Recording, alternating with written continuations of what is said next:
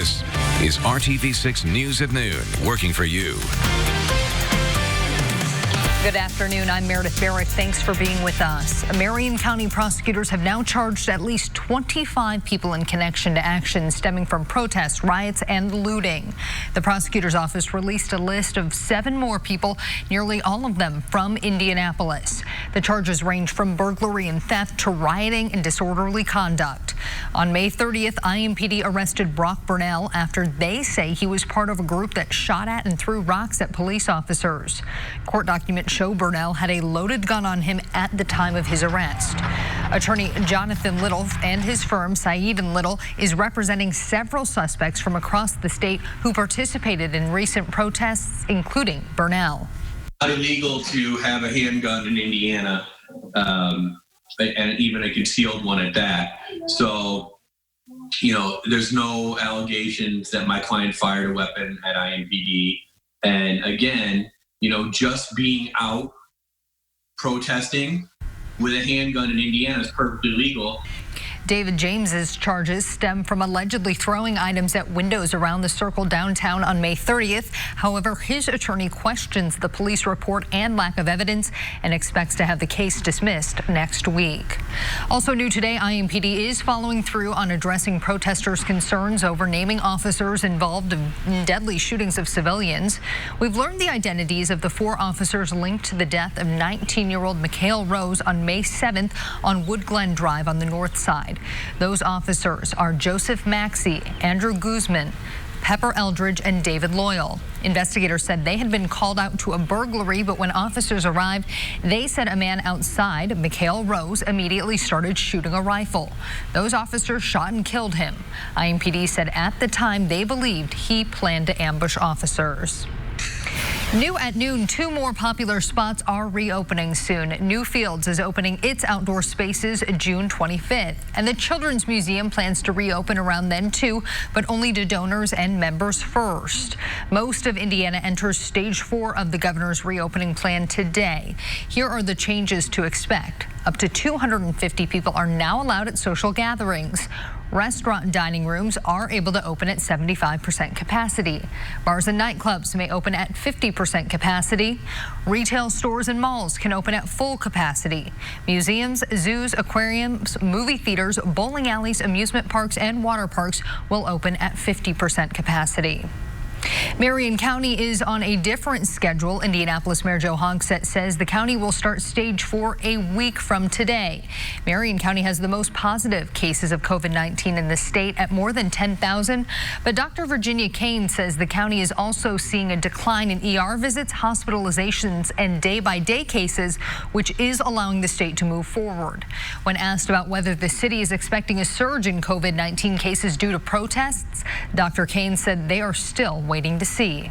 We are monitoring the situation very carefully, and we should know definitely probably within a week or 10 days whether we're seeing any negative impact or increase in cases related to those individuals who participated in the protests. Dr. Kane also says you can take advantage of free COVID-19 testing sites across the county. We have a list of those on the IndyChannel.com and in the RTV6 app.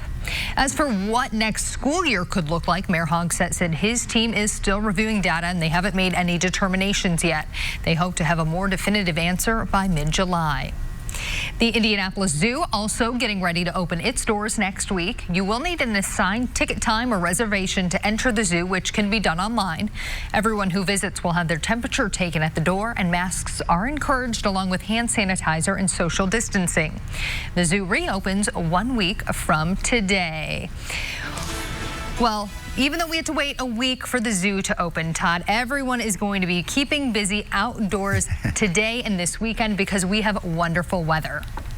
You know, Meredith, it is absolutely beautiful out there. I was just watering my flowers during the break between Good Morning Indiana here and the noon show, and I encourage you to water your flowers. It's going to get a little dry out there, but it is absolutely spectacular. The humidity is low. There's virtually no wind. There's hardly a cloud in the sky, and look at these temperatures. We're now warming up into the 70s and 80s here as we go throughout the noon hour, and we'll continue to see these temperatures warm going forward throughout the remainder of the day. The view from downtown to the north, not a cloud in the sky anywhere you look, and that'll be the same no matter if you're looking to the north like we are now, off to the south, to the east, or to the west. Now, as we get into the evening hours, a little bit of cloud cover might build in. We do have a little cold front that is up to our north that is going to sneak through here overnight tonight into Saturday. That's going to cool the temperatures slightly for your weekend into the 70s, but it's still going to feature plenty of sunshine. Today, though, up to 84 degrees. That puts us above normal. And then I will mention, once the sun sets, not only today, but both days this weekend as well, the temperatures will cool off with the low humidity very, very quickly. So if you do have evening plans or late night plans, you're definitely going to want to have a long sleeve shirt or light jacket handy. But other than that, we'll talk more about that weekend, Meredith, for you coming up in just a few minutes. You can make a change, and especially it starts within your community, and then you just go spread it wherever you can. 2, 4, 6, 8, stop the violence, stop the hate. Across the state of Indiana, communities are showing up in a big way for rallies demanding racial equality for all their neighbors. And young people are some of the ones leading the way, organizing protests, hoping to see our world change for the better. This week, groups in Perry Township and Avon hosted demonstrations focusing on race, diversity, and equality. Attendees watched and listened as their friends of color talked about personal experiences with racism and how the deaths of people like Ahmaud Arbery and Breonna Taylor affect them. There was some pushback, but organizers made it clear they weren't going to let anything stop them from being heard. People up here telling us, don't come to Avon, don't speak, stay home, stop it. And to those people, I want to tell you something. I want to tell y'all something. Look at the people to your left and to your right. Look at them. Look at the generation right next to you. They think we're going to stop. They want us to stop. But I got to tell you something. This generation will be the last generation to experience what is going on, y'all. We need to start speaking out and standing up, whether you may be black, white, Hispanic, Asian, wherever you may come from. We need to all stand together against this.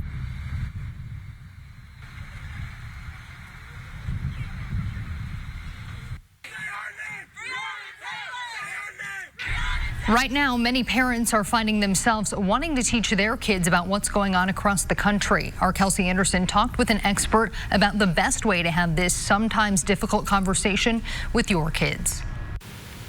Dr. Renee Aziz says no matter the color of your skin, we all must be intentional when talking about race, racism, and injustices. She says it's important we have these conversations because this is something that affects everyone. Dr. Aziz is a trained school psychologist. She now runs Virtuoso Education Consulting and often helps schools address racial disparities. She says we may not know it or even realize it, but no matter the color of your skin, racism and prejudice impacts everyone.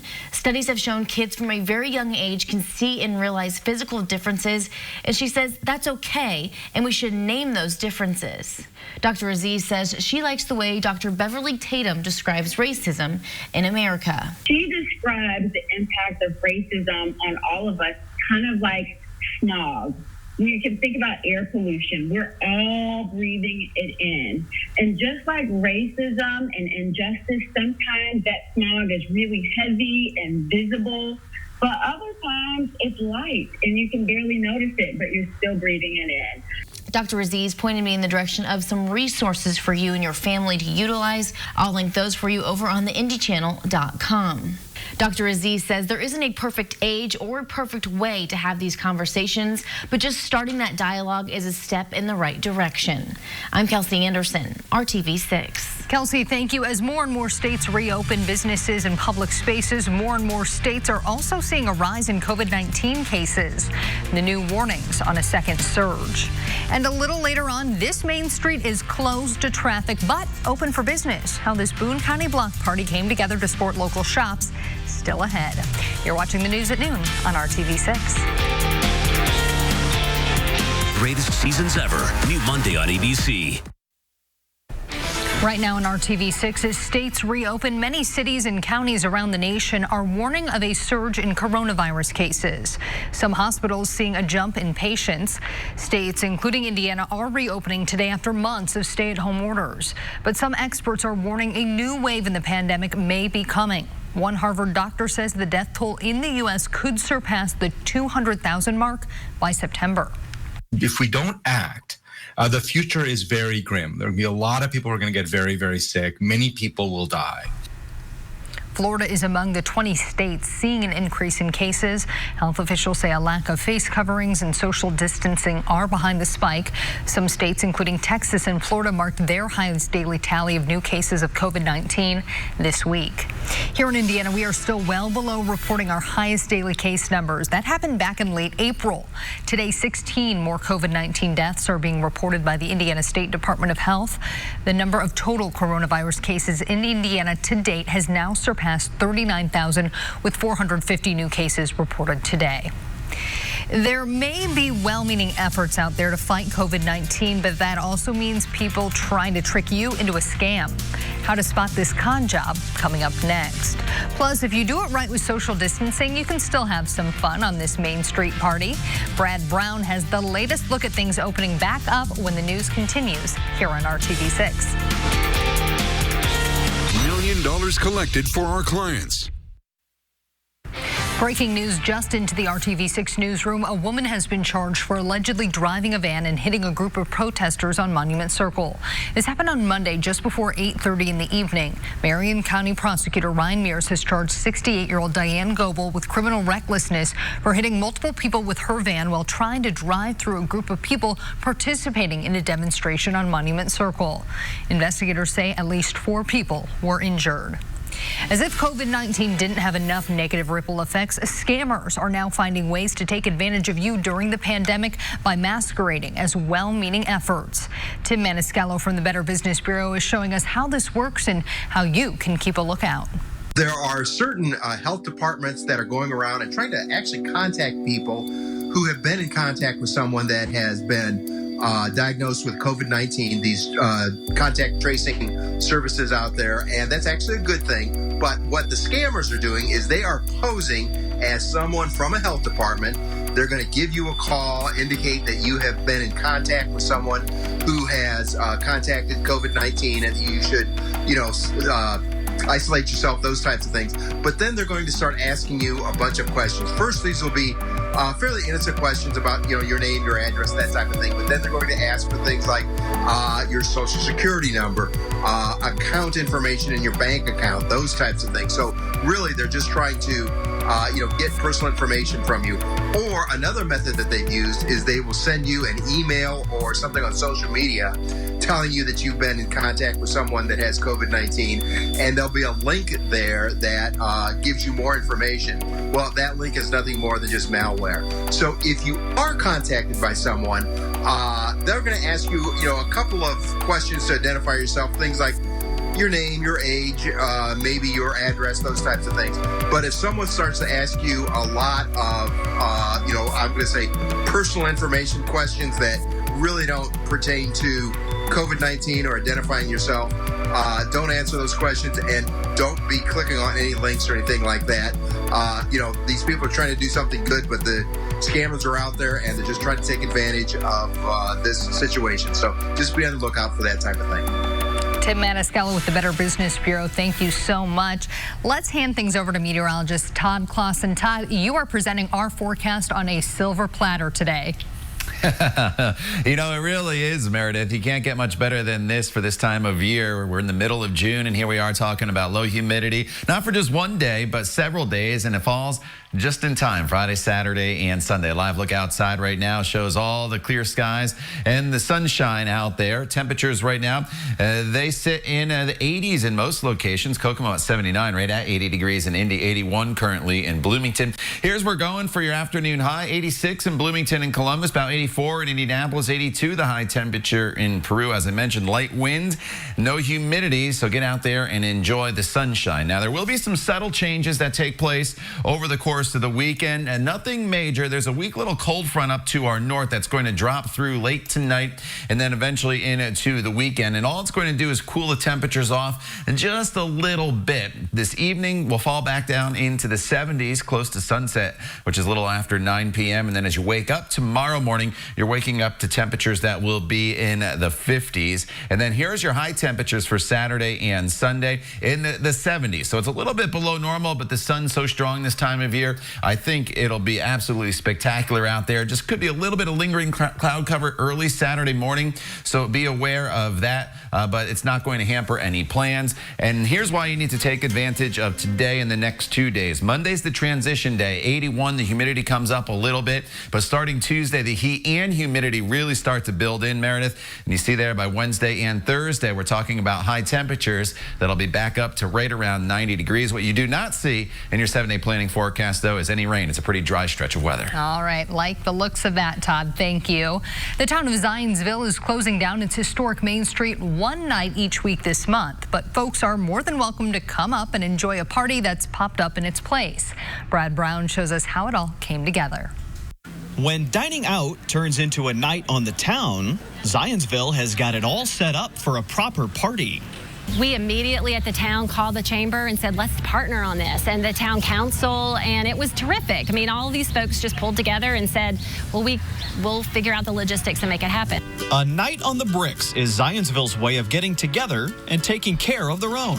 Main Street is the heartbeat of this town. We have a competitive advantage with the Brick Street, and I think everybody loves it and they want to show it off and have an opportunity to bring people even outside of Zionsville, and we all dig in and help each other. This Main Street Bricks, the community of business owners who have something unique to share with our community and the communities around us, this is a defining aspect of our town. With a few tables in place, Thursdays are being set aside for people to take their takeout out for the evening. You know, we're thrilled that we're able to get outside tonight and show the community, you know, that there's a community here that loves our restaurants and our retailers. Many of these restaurants have been getting by on carryout only for the past several weeks. Town officials even put special takeout parking spots in place. From the very beginning, the first thing we wanted to do is what can we do immediately to make it easier for our residents to do business with our business owners. But now, seeing some smiles in the seats feels like a big step forward. It has been wonderful. I mean, it's kind of, it was going well, but we were getting to a point where this is not what we signed up for. We are not people who stay behind closed doors. We talk to people. We are people persons, and it's been great. Socially distant, but making it a social function. It may feel a bit different, but another example of a community coming together. At the end of the day, this is going to be a place where people want to support those restaurants and retailers because they love their neighbors, and this really is a show of support for neighbor helping neighbor. This is a perfect event for customers as much as it is for us to see people again. Working for you in Zionsville, Brad Brown, RTV6. Organizers are hoping to add live music in the coming weeks as Indiana moves from Phase 4 and Phase 5 of the governor's Back on Track plan. For now, the Thursday party is only on the calendar for the next few weeks, but it could last through the entire summer if demand remains high. And we're taking a live look outside. We'll have one more check of your weekend forecast here in a moment. You're watching RTV6. Drybot.com and make your home a Drybot home. WRTV is teaming up with Kroger and Second Helpings to get meals into the hands of those who are struggling to put food on the table during this pandemic. Starting Monday through June 21st, whenever you shop at select Central Indiana Kroger stores, you can round up your grocery bill or select a donation amount of your choice when you check out. That amount will go directly to Second Helpings. WRTV and the Scripps Howard Foundation will match up to $12,000 in donations. You can find out more at your Kroger store or at theindychannel.com/feeding Hoosiers. Let's check in with Todd one final time on your Friday for a look at our forecast. And it's a good forecast. Get out there and enjoy the sunshine here this afternoon. Meredith, up to 84 degrees for your high temperature. The weekend slightly cooler, and low temperatures on Sunday morning actually could be in the 40s, but 70s in the afternoon with lots of sunshine. And then the heat and humidity start to build back in, and next week near 90 for Wednesday and Thursday with muggy conditions. All right, Todd, thank you, and thank you for making RTV6 your choice for news. We hope you get out there, enjoy the sunshine, then come back in and turn on the news at 5. Have a great one.